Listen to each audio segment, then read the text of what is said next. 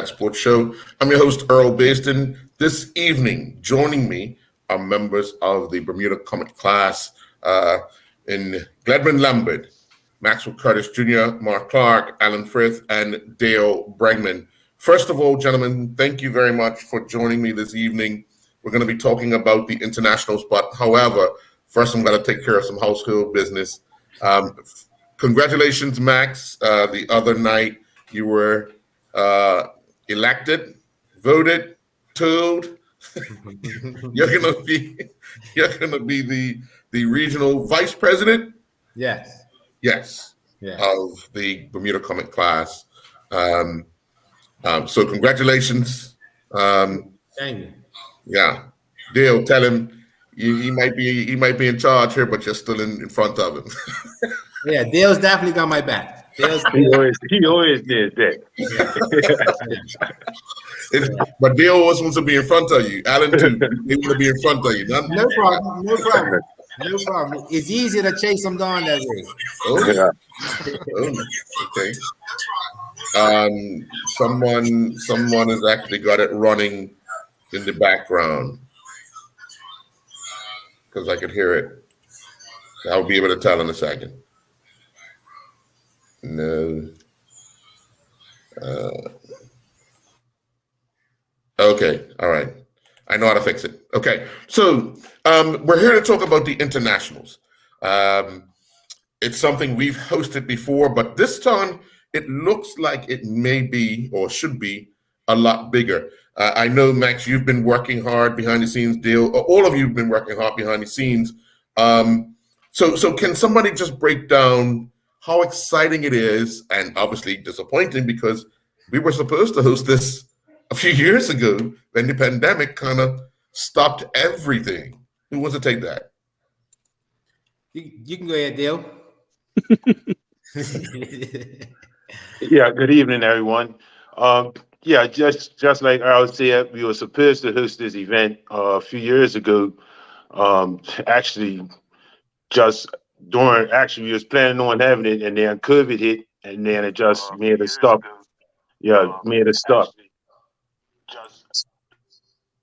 So what happened is at this present time, since after COVID, now we have started back up and started planning again to try to host it again in June. Because we have been traveling overseas to the internationals in the past, and a lot of the overseas sailors have shown interest in willing to come back and sail in Bermuda, because, like I said, it hasn't been hosted in probably like 20 years ago. Claire could probably speak to that when the last time it was hosted here. Yeah, Gladwin, you've been involved. Yeah. Take us back. Take us back to when you can recall us hosting international sailors for the Comet Internationals. Well, we started them coming here at the International Race Week. That was way before, but in 1992, we were able to pull it off to have this same event, Comet Internationals, in Bermuda.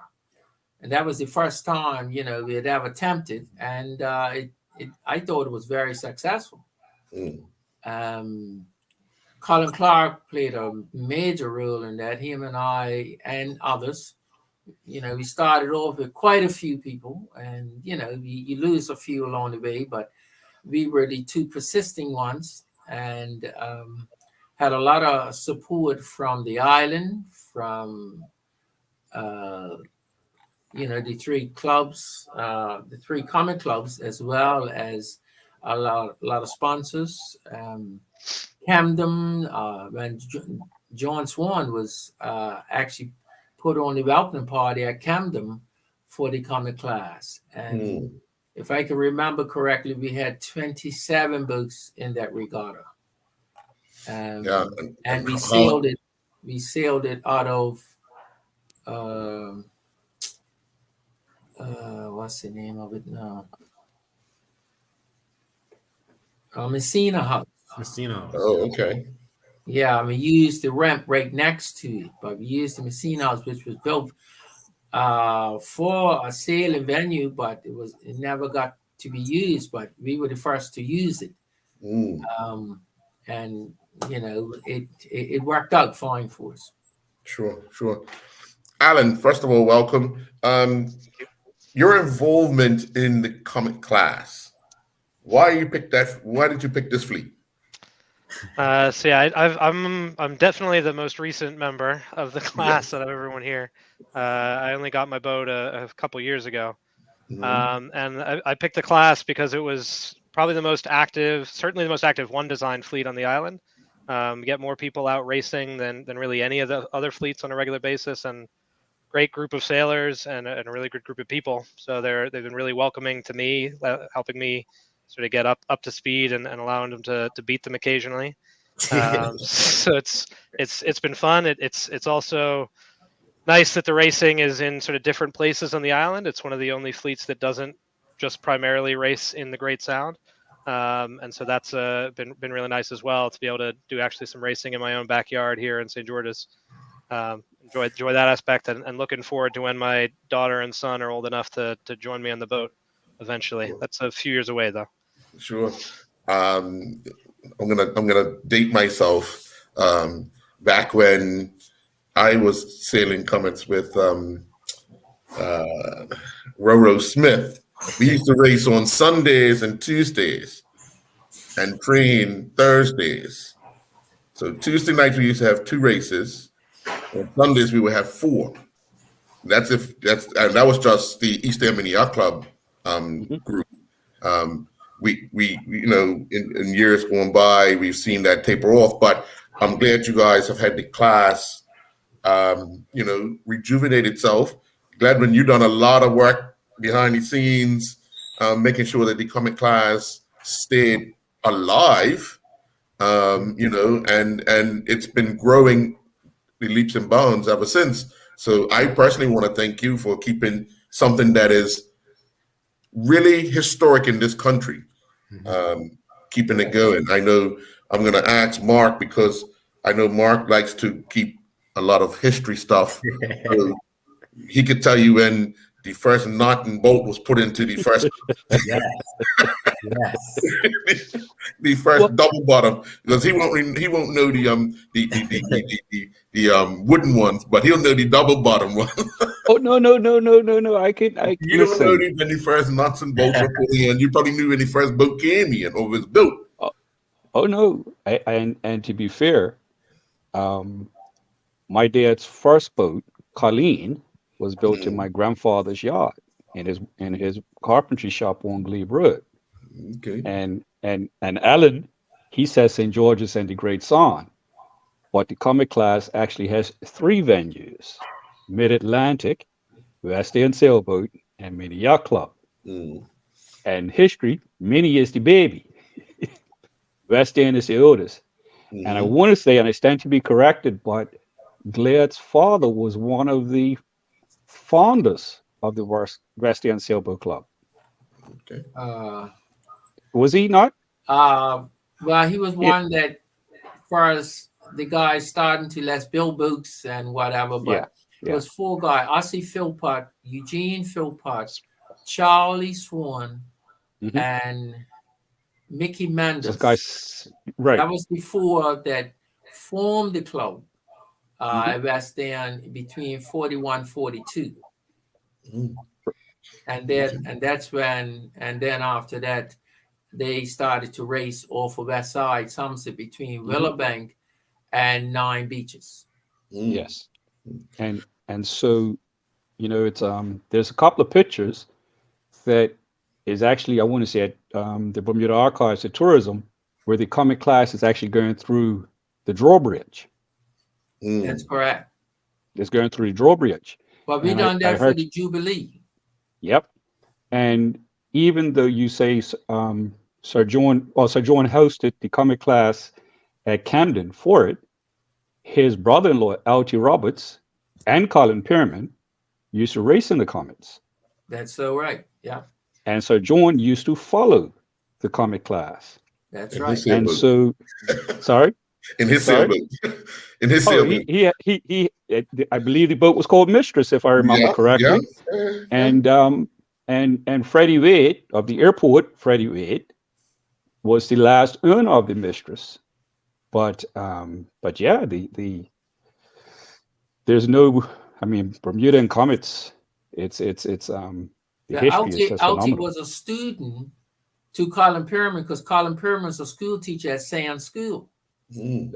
See? And Altie Roberts was one of the students, but he ended up getting to sail with Colin Perriman. Yeah. Yep. You know. Well, Yeah. let's jump back to the internationals because let me ask, Gladwin, how many times have you competed in the internationals? About 15 times. Okay. Max, how many times have you? You got to unmute, Max. I think 4 times, 3 times, 3. 4 times. Okay. Can't remember. Something like What that. about you, Dale? 3 times. I believe it's like 6 or 7 times at the most right now. Okay. Alan, have you competed at the internationals yet? 0? 0 times. So I'm going I to could say 5. That's only 3 times as a skipper though. I've Oh, been okay. other times as a crew, but just think 3 times as a skipper. Yeah. Okay. Listen, crews Which is a count. big difference. Yeah. No, crews count. Yeah, it's a Crews big count. difference. It's a Crews big count. difference. Yeah. So So let I've me never ask seen you, a skip. Dale, what hooked you when you went to your first internationals? Well, for me, what it is that I always just like the competition of racing just outside of just Bermuda in itself. So once I went away for the first time and, got to race in a bigger fleet than what we normally do in Bermuda, if it's more boats, test yourself even more. So then I just, said to myself that, every year that I'm going to try to keep on getting back to make it an internationals for one, because without us, it won't be an international. Right. So, so I just, try to just make it, keep on getting back just for the competition, because there's a lot of real good sailors out there. And that's what we're trying to bring to Bermuda so that everybody could see that, we do have some real good sailors in the comic class.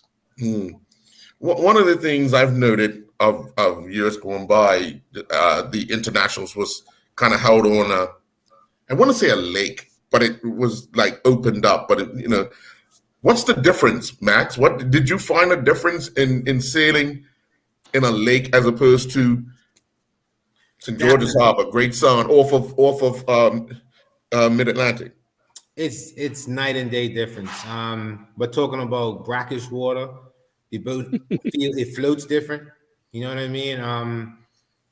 Everything's different. The tide's different. The wind's different. The whole playing field changes. For instance, in St. George's, you can't go off on a flyer.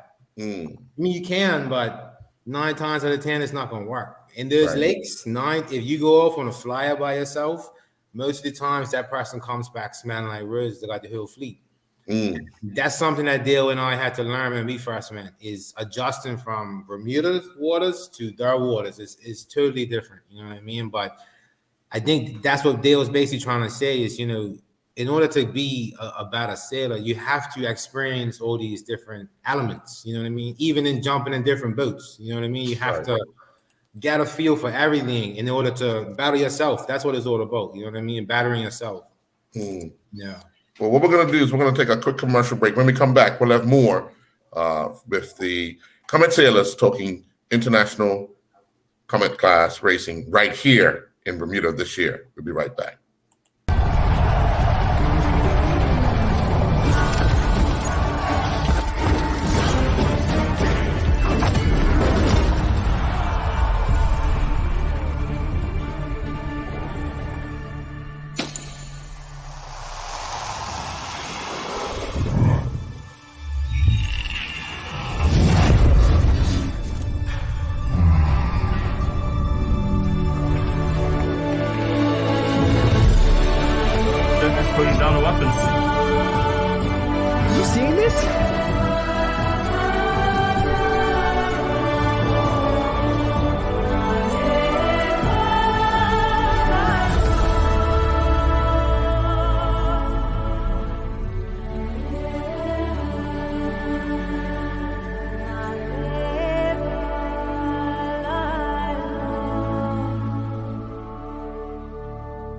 John Barrett & Son is bringing us something fresh and exciting for the new year. Bai Antioxidant Infusion Beverage. Bai delivers the natural antioxidant benefits of the coffee fruit in glorious combination with a variety of exotic fruit flavors, with only 1 gram of sugar and 10 calories per bottle. The folks at Bai are inviting us on a world tour through these amazing flavors. Brasilia blueberry, Zambia Bing cherry, Costa Rica clementine, Malawi mango, Panama peach, Ipanema pomegranate, Kupang strawberry kiwi, and more. Lindo's. Why go anyplace else?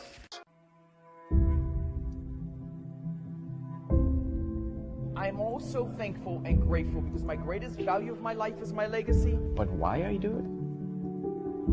I feel supposed to do it. I was put here to be here, to do what I'm doing right now. Once I see somebody moving, it's the greatest joy for me.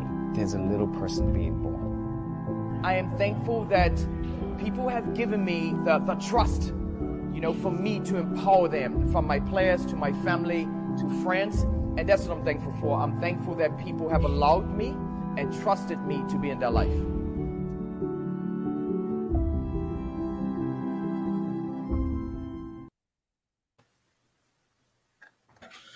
Dale, last year finished 13th. What did you find challenging most last year? Like Max said, at that where we was, it was pretty much like a lake. It was went from no wind to strong wind, and so like I said, it was just a learning experience, And I had a new crew with me, so everything was all learning experience for us at that point in time. So I knew I felt like I could have done a lot better, but it was what it was. So I'm gonna go this year and win it all. So I do.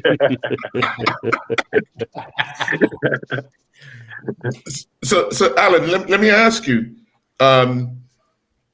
You get an opportunity to sail the internationals in local waters, something that you're used to being in our local waters and everything, and so forth. What are you hoping to learn the most, especially from the guys overseas? So I think more than a lot of the guys in here, I still have a lot to learn about the boat. I'm still figuring out how to get my boat to go fast in a straight line, much less worrying about the conditions. So it's going to be nice, I guess, to be at home and to be somewhere where I know what the situation is going to look like, so that I don't have to think as much about figuring out some new venue and a new place. I can just focus on the boat. And I think having a lot more good sailors here in the island, it'll be good to compare and contrast how they're setting up their boat, how my boat's set up, and try and make the boat go faster. Sure. No, Lambert, the turn of the boat. When I say the turn of the boat, you came up with these wooden boats. When you tipped over, you was out for that entire race, and hopefully you got it back up and bailed it out and so forth. Then came these double bottoms. Learning a new boat, whereas a lot of these guys came in when we had the double bottoms. But learning the new boat, how difficult was it for you to make that transition? Well, it weren't even double bottoms then. It was they had the flotation on the sides. Double bottoms is the last design that the comics changed over to. The first, but Colin Clark and Roddy Fogo bought the first fiberglass boats to Bermuda. And they had their flotation in the front and the back of the boat, nothing on the floor. And I think they were called the Ober Branding hull, because it's different kinds of hulls, but it's still a comic hull. Like you had the Lippincott boat, that was from a different company, the Lippincotts. You had the Ober Brannings, you had the Brannings, then you got the double bottom, which was like the John McCausland boats. But it was because the wooden boats that when I started out racing were weighing like 375 pounds. And they had a keel in there about, I don't know, 60-pound iron keel. And if the boat turned over, then that's it for your day, because we had no flotation inside the boat, no bags, nothing like that. So you had to get help from a motorboat and tow you into shore. So your day was done. You would just bail the boat out so you can sail it back home where you kept it, because a lot of us, I got my wooden boat when I was 17 years old, where a lot of guys were saving their money that when they worked in the summer for a bike.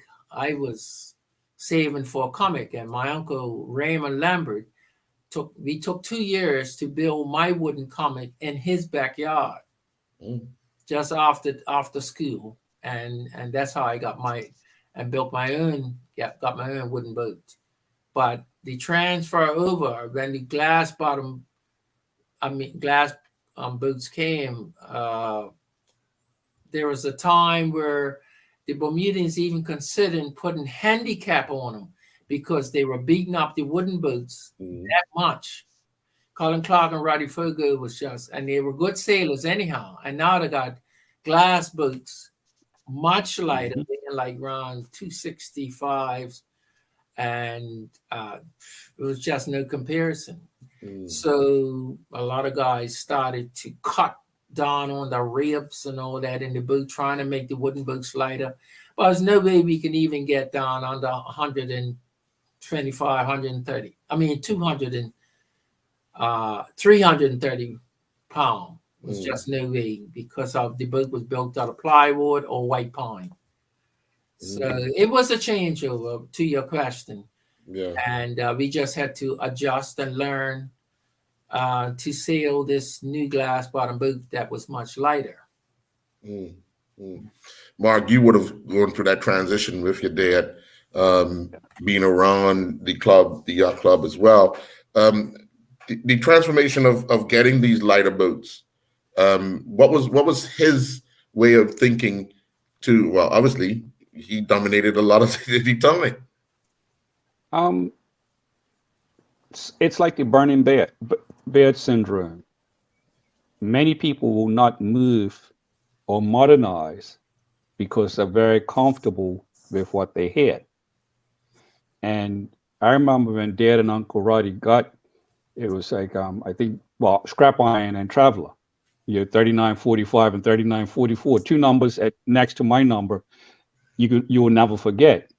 And Glad is right. They dominated. They were quick.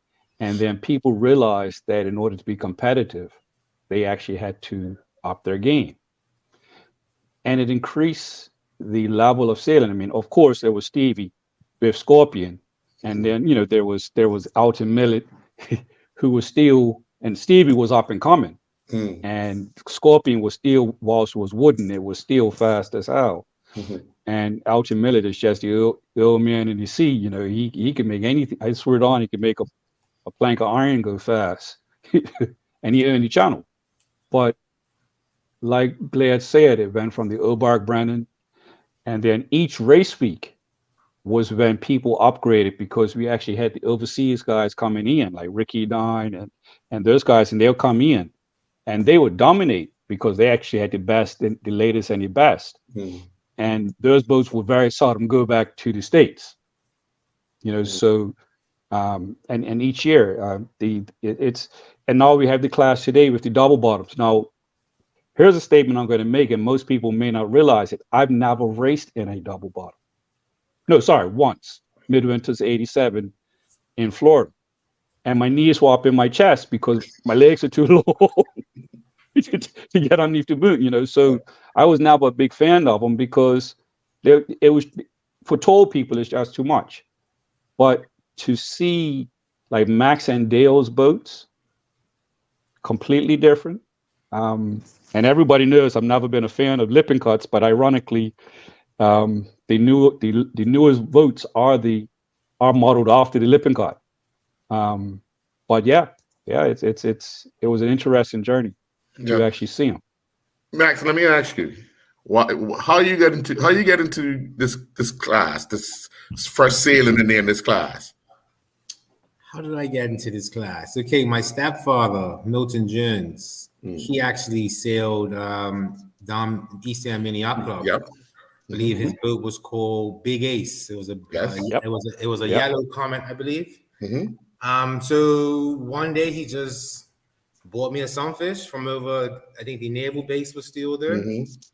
Bought me a sunfish, took me out in St. George's Harbor, and within 5 minutes, I was sailing by myself. And it was just us. He taught me for that one day, and then he sent me to Sea Cadets, which is next to East End Mini Yacht Club. Yes. So then Sea Cadets, I was sailing with Alan, which you don't remember, but that's okay. Alan and I have been sailing against each other for a little while. Okay. So I was at Sea Cadets, and then right after Sea Cadets, I started with East End Mini. And that's when Stephen and I got sailing together, and the rest is just history. Yeah. So I kind of owe it all to my stepfather. Without him, I definitely wouldn't be in this sport. Definitely. Alan, I was going to ask you, how did you get involved in sailing in general? What attracted you to it? So I grew up in boats like all the time. Like Max said, I was in Sea Cadets as well. My dad would take us to watch the dinghy racing every Sunday all summer. That was what we did on the weekends in the summer. And so I grew up sort of idolizing the guys that sailed on Victory. I don't know why, they never won anything. Ironic name, isn't it? Yeah. Victory, fourth place. We did win in 2001 when I first started sailing in the boat. We actually won the season. And so I grew up sailing dinghies. I did the whole Opti program, sort of like when the Opti class was really getting on its feet here in the island. And similar to Max, like as soon as I started, I loved it. The independence, being out on the water, there's nothing like it. And so I took basically every opportunity I could to race. My wife will attest to that now. She's not terribly happy about it. So I went away. I sailed in boarding school for a couple of years. I sailed in college in Boston. And then I was sailing as much as I could in the States. I moved back to the island a few years ago. And my friend Jakal Washington has a boat and was in the class. We grew up together. He got me to come out and crew for him once. And I was like, okay, this is a boat that I could get into. So started looking around for one to buy and was able to get one, put a lot of work into it. And I couldn't be happier to be part of the class now. Yeah. One thing, Jakal can get him to come into his boat, but they can't get him to stay. That's so. I think it would be. I heard Max and I've heard Alan, but I have to now speak about Laird and Dad back in the 70s when they wanted to bring sailing to St. George's to the young people in St. George's and Somerset. You remember Laird? Yeah. Junior sailing. And the government did not want to give them the prams. They wanted them to race out of White's Island. And there was a work detail, and they built the prams out of plywood.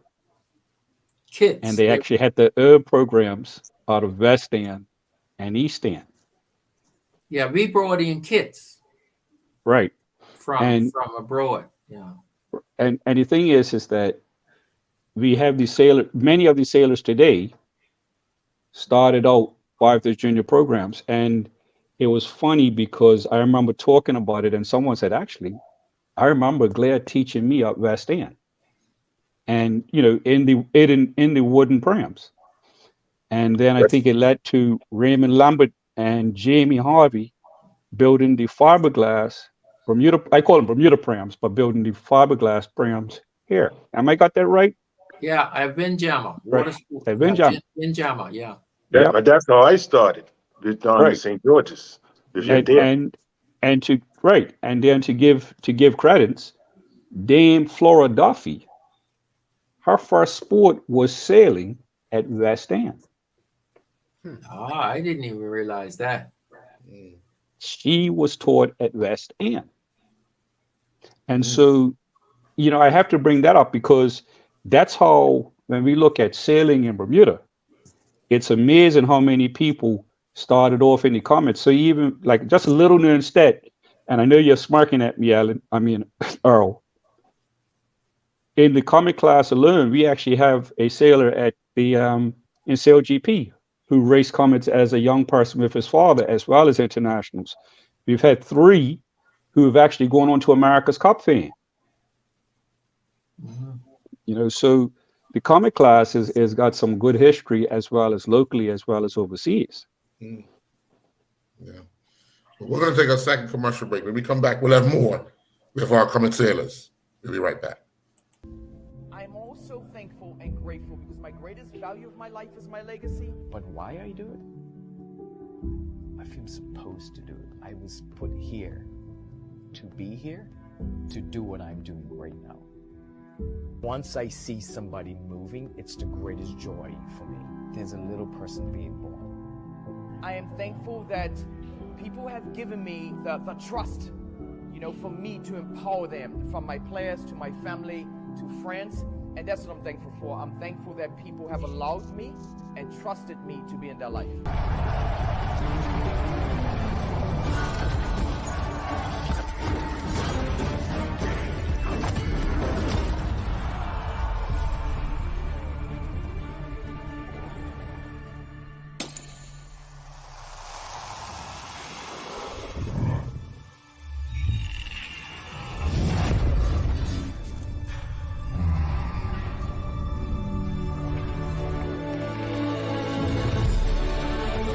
Putting down the weapons. You seeing this?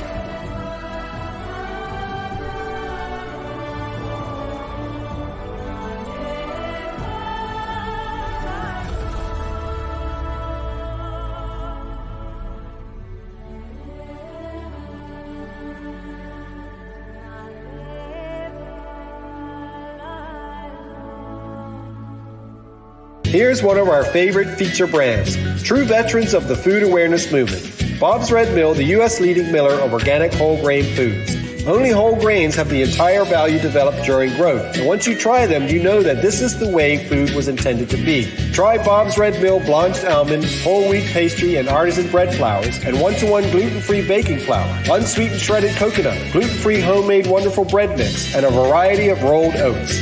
Lindo's. Why go anyplace else? Dale, you jumped in there and said that's where you got started. But it seems like you've been around the water all your life, hasn't it? Yes, basically, that's all I am. I ended up with a career in the water. So Yeah. that's how it is. I mean, like I said, Mark touched on it earlier. I actually started Don East End Mini Yacht Club, sailing in the prams, and then end up crewing with Elton Millet. And so I, came up the hard way. You got the elbow, did you? For sure. Don't come up. But it was a good lesson. But I loved it. So just like the rest of these guys, every opportunity that I had, I went down there. I even helped his dad help teach the sailing. Then I went on to White's Island. And, just continued on sailing as much as I could. And, but then I had stopped for a little while because I had renovated to school. And now I came back and got back into the class, got my own boat now, and I'm ready. Yeah. We've had guys dominate the internationals, such as Stevie and Rudy. Why are these guys so dominant? Can somebody answer that? Like internationally, locally, why are they so dominant? I would take a crack at that one. Okay. Rudy and Stevie, when we started our junior program at West End, where we had put got 11 kits, wooden kits that came in from abroad, and Rudy and Antoine Bingett and Mickey Berkeley and Derek Simons and the Wilson boys. Yep. The Petro brothers was 3 of them. So the guys had a chance we were putting the boats together with the members on weekends, and they were able to choose a boat and help out every week on that boat. And I'm saying this as a start for as how Rudy Bailey got started in the Opti-Pram. They picked their own color for the boats and so forth. And at that time, St. George's did not exist then, or they were just starting a club, but they didn't have Opti-Prams down there. And Stevie Dixon's dad had asked me, could Stevie come up at West End, because I was entering my boys into Opti-Pram regattas, which Spanish Point Boat Club had Opti-Prams, the Dinky Club, the Yacht Club, and they used to put on big Spanish regattas. Point. And I had these guys, so I allowed Stevie to come from St. George's on Saturdays when I had the guys all day sailing, and Howard Simmons and I don't want to leave out Howard.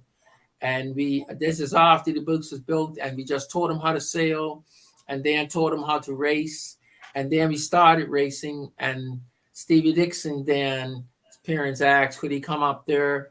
And this is where I'm letting you know the rivalry when they started to race for Rudy Bailey and Stevie Dickinson goes way back to the Opti-Pram racing on Saturdays at West End with the Opti-Prams. And I can see after 2 years or less than that, that both of these guys were going to be excellent sailors, not just sailors, excellent, and had gifts. I just saw it, and they just continue sailing, and both of them entered and then started into the comics. Same thing, the Stevie Dixon, Rudy Bailey rivalry, and it just continued, but it created such height in, even far as the newspapers were concerned. Calling, different people know that it's going to be a hook between these two. And Alton Millett was still out there, had won about 10 or 11 long distance races. But I'm saying that these two guys in particular, they just have something. And a lot of us are trying to learn the trade as much as we can.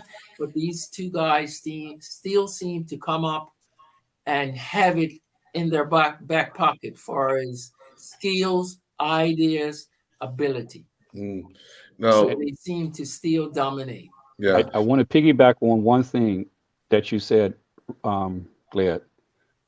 Stevie, Rudy, Greg, I'm missing somebody. They went overseas. Correct me if I'm wrong, it was Switzerland. And Stevie was the first Bermudian to win at the international level in the Optis. He won at least one race. Yeah. He won at least one race. Even when he went in the comics internationals. You remember the day Stevie was able to do the best out of all the Bermudians. I think his first time he finished third overall. Yeah. And he was a young man with, I think he had Wesley Tucker with him. He had Wesley. Stevie and Wesley were the first Bermudians to win the first international race as a Bermudian overseas, as well as the first internationals. So we're talking about fleets, 48, 55 boats. Yep. Big fleets. Yeah. And the McCauslins and the of the world, and these guys beating sails. They, oh man, they were the best of the best. Yeah. They're the best. I want to ask Max, winning the Edward Cross long distance race, when you won it, knowing the field, because it was a good field, going across that finish line, how did that make you feel? I definitely could probably put it into words now. It's been a while. Yeah, I know. I can actually talk about it. I mean, we're talking about something that you dreamed about as a little boy. You know what I mean?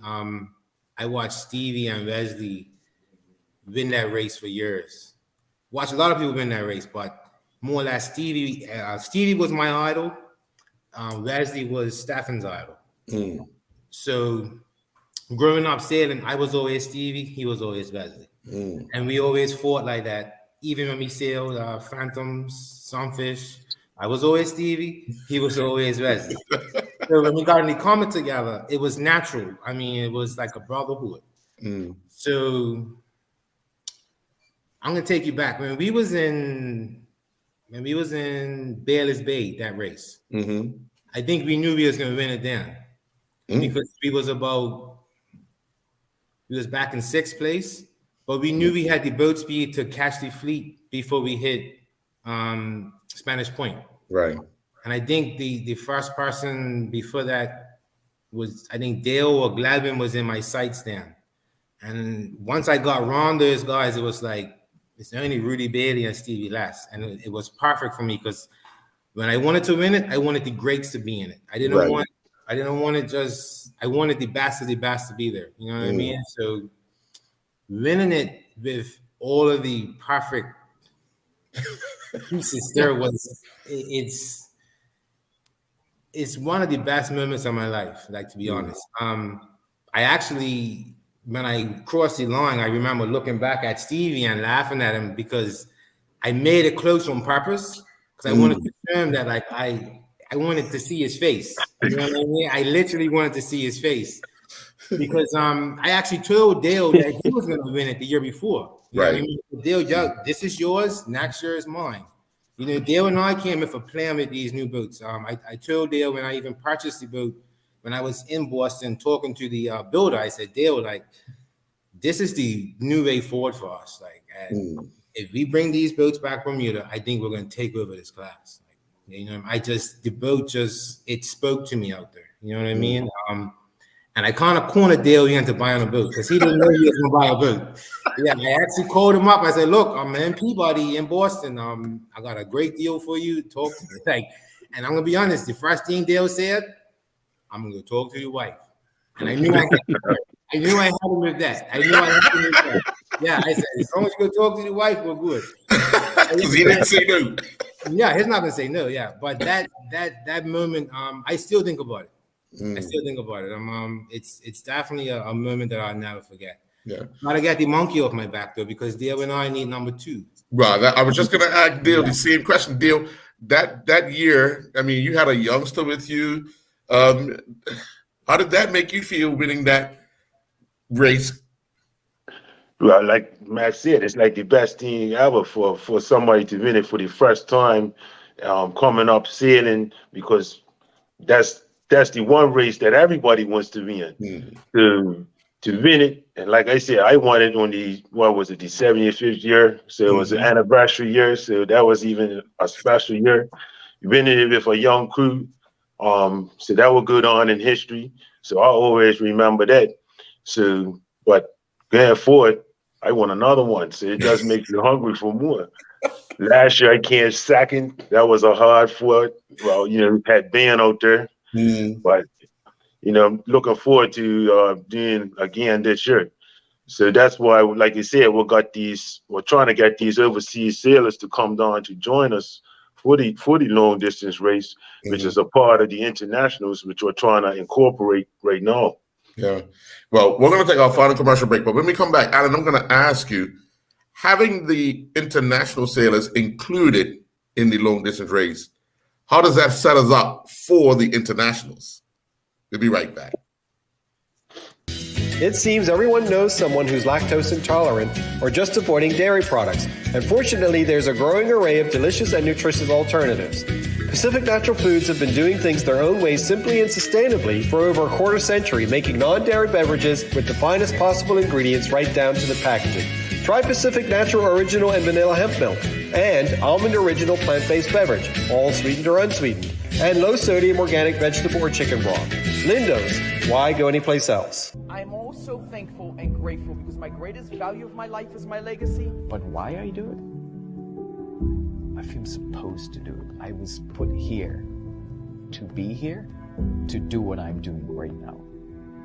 Once I see somebody moving, it's the greatest joy for me. There's a little person being born. I am thankful that people have given me the trust, for me to empower them, from my players to my family to friends, and that's what I'm thankful for.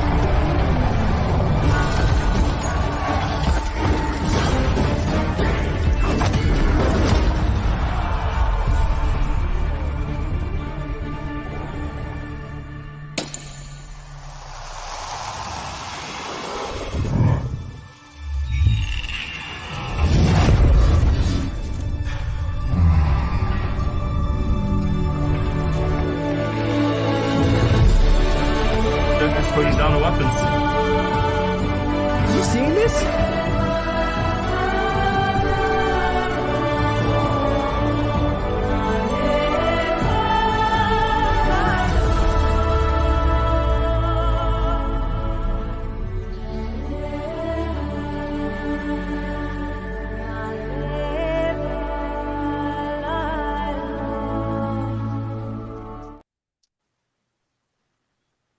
Welcome back. Yeah, Alan, having close to 20 extra boats, if not more, on a start line for the Edward Cross long distance race, how does that set us up for the internationals, which will take place a few days later? I mean, it's going to be kind of hard for me to picture what it's going to be like. I think a lot of these guys have sailed in Comet fleets for that long distance race, just locally, that have been close to that size of fleet. Mm-hmm. But I've never seen anything like that. I've never seen a 30 boat Comet fleet. So it's going to be I think pretty special to have that many people taking part, and I think even more so for the people come down, the international folks that do it. This is way more unique for them than it is for us. Mm-hmm. I can't think of anywhere else and in any other format, in any other boat the size of a Comet that does a 20-mile one-way race. That's not the kind of thing that small boats do. So I think it's going to be something like the Comet sailors from overseas haven't done this before. So I think it's going to be unique for them. There was a couple of folks who were down here for the Bacardi Keelboat Regatta in the fall. I think they were in the IOD class, and they saw me in my Comet shirt, and I think they'd seen Stevie. They came up and talked to both of us, and they were thrilled about the idea of this long distance race. Like it blew their mind that anyone would do something like this. So it's going to be fun, and I can't wait to see the look on their faces when they turn the corner into St. George's Cut and have to deal with that. They go from first to last. Yeah. And a heartbeat. Glenn, can you explain that initial feeling, your first long distance race, the night before? Excitement, butterflies. I guess my first one was probably about 18 boats leaving from where Somerset Bridge Wharf, because that's where they used to start from. Right. Before we were able to get our club at West End where it is now, we started at Somerset Bridge. And oh man, nervous and all the rest, because top sailors, look, Howard Lee and Ellsworth Lovell and Elton Millett and Howard Simmons and Drake Lewis from North Shore, a lot of other guys, because Elton Millett used to sail from, he used to get towed up for that day by club race, and he used to sail from St. George's up to Somerset to race his comic and then sail it back. That's how much the man was into sailing and in the comics. But that long distance race is just nerve-wracking, but all the same time you still make yourself go in it, And after the race starts, just like a lot of other events, the butterfly leaves you. My first long distance race, I finished 13th. Oh wow! And out of 18, you're straight. I'm You're not all a right. gifted sailor. I'm not a gifted sailor. I'm a made sailor. Try to improve, and I'm satisfied so far. Anyhow. So Max, let me ask you, what can people expect for this from the long distance race right through to the internationals? What can people expect? You got to unmute. Sorry about that. No worries. It's gonna be a lot of excitement. We have a lot of special events planned every evening at each club, like each East End Mini Yacht Club, West End Sailboat Club, and Mid Atlantic. We actually have events pretty much every evening. Pretty much almost every evening after each race day, everybody will be going to West End Sailboat Club just to unwind and get ready for the events. But it's gonna be action packed. I think I don't want to say I wasn't around in '92, but I definitely wasn't sailing in '92. So I don't know what it looked like then, but I think Dale and I, the vision that we kind of put together from 3 years ago it was small. We decided to do something kind of small, and then once we came back and created this nice committee, it turned into a real event. You know what I mean? So I'm excited. It's really going to be a nice way to put the Comic Class back on the map as far as locally. And that's my plan, is to really put us back out there. You know what I mean? I mean, everybody kind of has that word of mouth about the Comic Class, but we really need to, hit home and show everybody, like, this is why we've been sailing since. And Comic Class been around how long, Glad? 42. 40, yeah. I mean 42. Yeah. Yeah. But I like to say that, talking about that, we got at least 13 boats coming from overseas that guys are shipping on. So that's what's making up what we keep on saying is 30. We got a lot of people that's going to be shipping their boats from overseas, thanks to Maya, the sponsors that we have so far. And we have a couple of people that we'll be lending out boats to while they're here. So like Max is saying, that whole week, we'll be having different events on each night.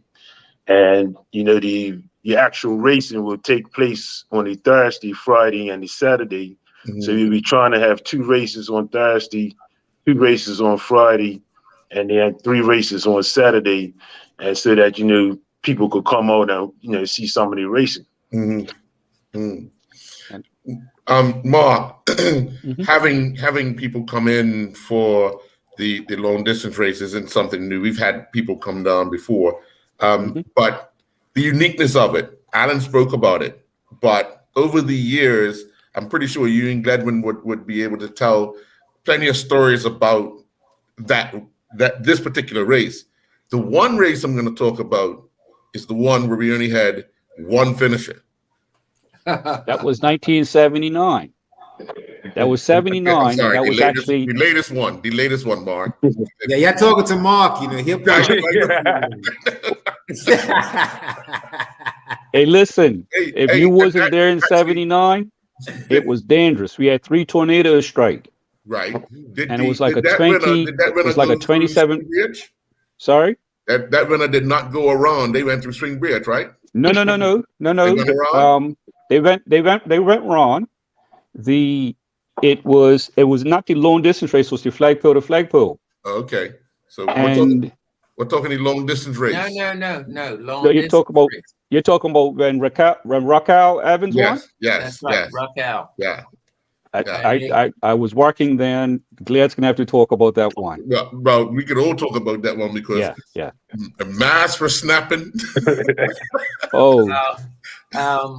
That day the winds was on edge for as what we would normally go in, and it was like 20, but seemed to be increasing. But all the wheels were turning for as the spectator boat was on its way. This committee boat had just arrived because I was at the club. We had, I think, was supposed to be 16 boats to race that year. And some serious decisions had to be made. The wind still increased. Boats were being towed from St. George. Yes. And a call came through and said, hey, look, the winds are up 27 down here by Ferry Reach. And boats were being towed up. And but up by West End, we were getting readings 20 to 25. And so it was some decisions. Are we going? Are we not going? Are we going? So we had to have a little meeting as to all the skippers that were on the shoreline. Those that want to go, go. Those that don't want to go, don't go. So it was put like that. But the winds never up to West End never went over 25. So it was 20, 25 like that. So he said, well, spectator boats was coming from everywhere. And the spectator boat, which was the Destiny, was already round at the wharf. They're picking up people. So anyhow, a decision was made that we would go. Yeah, things didn't turn out bad until you got out of through the Great Sand there. Well, that's as you went over Spanish Point. Yeah, things turned bad as soon as they hit you. Start. I didn't want to say that. People didn't even think it. Dale knows about that on radio. Him and Howard Simmons. Yeah, that was the day I had our first time sailing. He ain't never been, and he ain't never been back either. Oh man. Well, I can tell you the winds increased and increased and increased. Yes. And we was three of us, Raquel Evans, Stevie O'Bailey, and myself, sort of like out in the front, but it was all planning. Right. And the Comics are planning boat. And none of us decided to either take the main down and sail with just the main. Everybody went with main and jib. So we're marching down North Shore. But I only reached Spanish Point. Right. I broke my rudder and broke Vang and whatever. But other guys, Howard Simmons had turned over, and a few others had turned over between the start and 100 yards, like they was saying right from the beginning. Yeah, that was Stevie sunk stern first, and I think he broke his mast as well. Bailey was outside, broke his mast. So boats were all turning over. When you look, because we only had about, if I'm correct, 13 boats end up starting. And so boats were turning over, but Raquel got back up and went again, and continued. He must have turned up about 6 times. And the fleet was in serious trouble. And by the time Raquel got down to oil docks, or just off of oil docks, he was the only boat still trying to make it. Dropped his man, sailed around the point of St. Catherine's, and tucked into the beach where the reeds. He took a break there for a little minute. He took a break for a minute. Yeah. The only other boat that was still coming but went through Ferry Reach was Antoine Wingett. Freya Beaufort. But he had his supply. And he went through, and they opened the bridge up for him, and they let him sail through that way. By Raquel Evans, and he had Ben Smith. Smith was only a young boy, about 11 years old then. Yep. And they regathered themselves around by the Regis Beach, where St. Catherine's, and then put all the sails up, and then continued sailing, and they were the only boat to finish the long distance race in that year. Yeah. Man, I that's never forgot it because the prize presentation I presented medals to every sailor that took part in it and every crew. Mm, And I had something special written on this medal right. that I have it up here, but I don't want to leave the screen. Right. No worries. No worries. yeah. Yeah. Well, let's put it like this. I was on the official committee boat. We had a time. Because when we realized it was only Raquel, because we didn't see Wingert until when we got into St. George's, and then somebody said, "Oh, someone is coming through Swing Bridge." Yes. He was like, "Okay," and then when he showed eyes, like, "Oh yeah, we could only be him if his supply. See, he's not getting back west." Yes. And he said he had turned over 5 or 6 times himself. Yeah. And but most of us turned over, got up, turned over, or broke something. And then when I got over Spanish Point, 3 other comics was there as well. That's right, because you guys went over to that's right. To Spanish Point, we pulled up there. So when you looked, there was about 4 or 5 comics over there alone, and then I think the others got towed back somewhere. Right. But anyhow, that was something that you'll never forget. But all the same time, I don't think you'll ever go down in the long distance race, and because the Williams there, I was told, came up to 30. Right. Yeah. And we had some good going swells down, too. it's easier, I feel, to sail comics in a 30-knot wind into the wind than off wind. Right. Off wind, you're making so much speed that is next to impossible to control the speed of the boat. By going to wind with you boys going out the dockyard look like you had engines on your boats. But I hear you, Blair. But after a certain speed, you're not really sailing, you're surviving. Because I'm sorry. And I get teased all the time about but remember 79, it was a perfect day until we hit Hawkfish Beacon. The fog rolled in, and then it was survival. 3 tornadoes struck, and I think the fleet was up past 20, 24, 27 boats. Yeah. And that was the flag 2 boats finished. That was a flagpole race. But correct me, the first long distance race was a bad race also. They say the weather came in real bad. It's been 3 times. It's been 3 times that the race had to be called off, had to be canceled since I've been having the comic racing. It's been 3 times. Yep. So it's after a while it's survival. I mean, I've come off the course, legs shaking like rubber, hands cramped up, your fingers can't straighten out.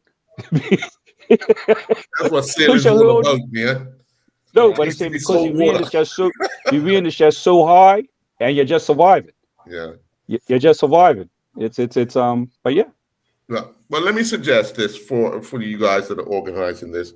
Why don't we get together sometime soon with 1 or 2 of the guys that are coming down for get their perspective of what they're expecting to happen in Bermuda, what they're looking forward to, and so forth. So why don't we do that and get back together and just try and make people understand what the flavor is going to be for those 2 races on Thursday, 2 races on Friday, 3 races on Saturday, but that comes after Monday's long distance race. Yeah. Well, gentlemen, I want to thank you very much for your time this evening. Thank you. Again, congratulations, Max. Thank you. You got a lot of work ahead of you. Yeah, but I got a good team behind me, though. That's the beauty part. There you go. You go. All right. Throw all the hats away when you're racing, because you're all equal when you're racing. He's not the president or he's not the leader when you're racing, because he would say you guys got to be behind me. You know how Max is, right? You know. But I want to encourage you guys to have fun this summer. During the COVID, when you guys were out there getting back into sailing and everything, you were admired by a lot of other clubs and a lot of other sailors because you guys were able to get yourselves back up and running. And as Alan said, you guys, your fleet is strong. And that's one of the reasons why he got attracted to it. And I'm pretty sure others will be joining sometime soon. Okay. And before we go, first race starts in 2 weeks' time, April 2nd. April 2nd. Yep. So East in End St. Mini Yacht Club. George's, Yep. Mini Yacht Club. So to the listening audience, come out and support one of the oldest classes in Bermuda. What Can I time say- is starting? to 11:30. be confirmed. 11:30. Can I say Is one? it confirmed Can I say on one the day? last Is it thing? confirmed on the day, or is it confirmed ahead of time? Can I say one last thing? Sure. I just want to thank to all our sponsors, like Maya Shipping, Bermuda Tourism Authority, and Willow Bank that helped us out so far. And if anybody else wants to help us out, we're looking forward to it. Yep. Sure. All right, gentlemen. Thank All you. right. Good night. You See too. you on the Thank water. you. Cool. All right.